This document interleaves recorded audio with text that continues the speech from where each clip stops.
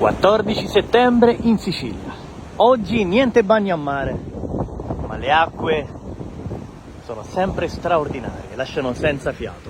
Oggi godiamo della bellezza del mare di Brolo.